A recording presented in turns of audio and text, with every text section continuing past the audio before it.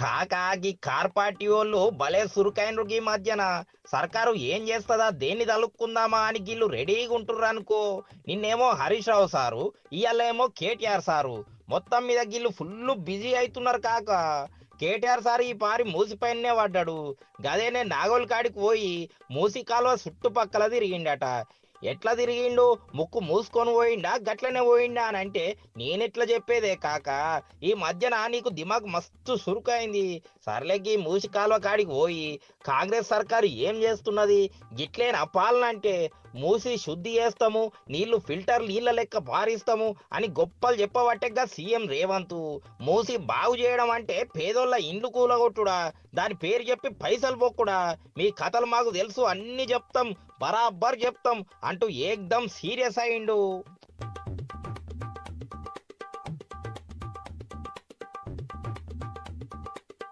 అయినా కాక నాకు ముచ్చట చెప్పు. మన హైదరాబాద్ అనంగానే ఎంబటే యాదికొచ్చేదేంది? నాకు తెలుసు, చార్మినారు, ట్యాంకు బండు, సాలార్జంగ్ మ్యూజియం. గివే కదా నువ్వు అనుకునేది. ఇవి ఉన్నాయని అందరికి తెలుసులే గాని ఇంకోటి ఉన్నది, జర దిమాగ్ పెట్టు కాక. సర్లే నీకు ఎరకలేదు గాని నేనే చెప్తా. మన హైదరాబాద్ అనంగానే మూసి కంపు గుప్పుమని ముక్కు కాడికొచ్చేత్తది. పల్లెల నుంచి ఎవ్వలొచ్చినా ఆ వాసన తలగంగానే అరే మనం హైదరాబాద్ వచ్చేసినాం రా అని అంటున్నారు. హైదరాబాదు మస్తు పురాణ సిటీ. ఈడ వచ్చినోళ్ళు ఎవ్వలైనా అలా పానం చల్లగా చక్కగా ఉంటది. ఇది నిజమే గాని మూసి కంపు కూడా ఉంటది మరి. గతంలో ఆగి కార్ పార్టీ వాళ్ళు కూడా మూసిని చక్కగా చేస్తాము, కంపు లేకుండా చేస్తామని అన్నోళ్ళే కదా కాక. కానీ మాటలే తప్ప కథలైతే ముందుకు నడవాలి.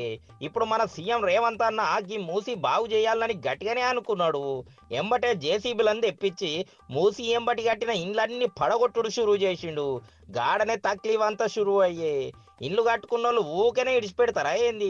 సర్కారుని పొట్టు పొట్టు తిట్టుడు షురువు చేసిండ్రు. అరే రేవంత్ సారు, పడగొట్టనీకి నీకు మా కొంపలే కావాల్సి వచ్చేనా? ఓట్లేసినందుకు మంచిగానే చేస్తున్నావు తీ మాకు. మా ఇండ్లు తీసే ముందు మా పానాలది నీ కథ ఏందో చూస్తాము అని అనుకుంటా అందరూ రోడ్డెక్కిర్రు. ఇంకేమున్నది కాక, అసలే కారోళ్ళు కాసు కూర్చున్నారు.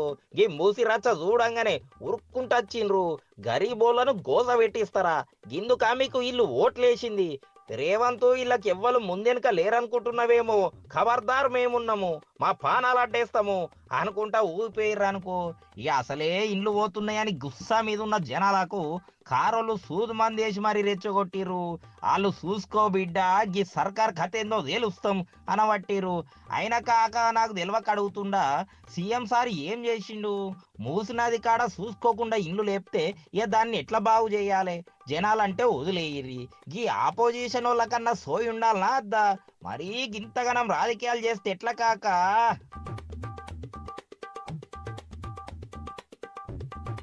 అయినా ఈ సర్కారోళ్ళు కూడా వెనక ముందు చూసుకోవాలి.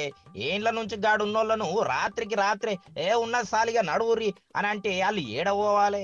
అరే మూసిని శుద్ధి చేసుడు చాలా మంచిదే, ఎవ్వరు కాదంటారు చెప్పు.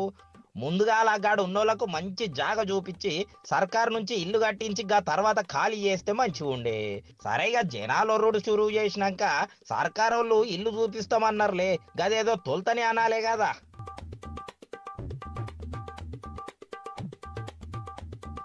ఇక మూసి సుందరీకరణ ఖర్చు కూడా శానా అవుతుందంట.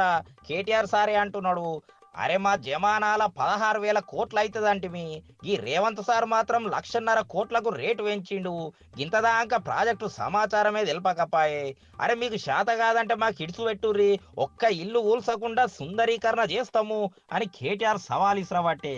అయినా కాక ఆపోజిషన్లు ఉన్నోళ్ళు ఎట్లయినా అంటారు. సర్కారు చేస్తే ఓ పీకరు, చేయకుంటే ఇంకో పీకరు. అయినా అనుడికేమున్నది కాక, చేసేటోళ్ళకే నొప్పి తెలుస్తుంది. ఇవాళ గింతగానం కేటీఆర్ సార్ అంటుండు, మరి వాళ్ళు 10 సార్లు పవర్లు ఉన్నారు కదా, అప్పుడు చేయాల్సి ఉండే. ఎవరైనా అడ్డుకునేనా? ఫోన్లే కాక గీ మూసీ కథ నా ముచ్చట ఒడిసేవు కాదు గాని, ఇక నేను వస్తా, మళ్ళా రేపు కలుస్తా మరో ముచ్చట పట్టుకొని.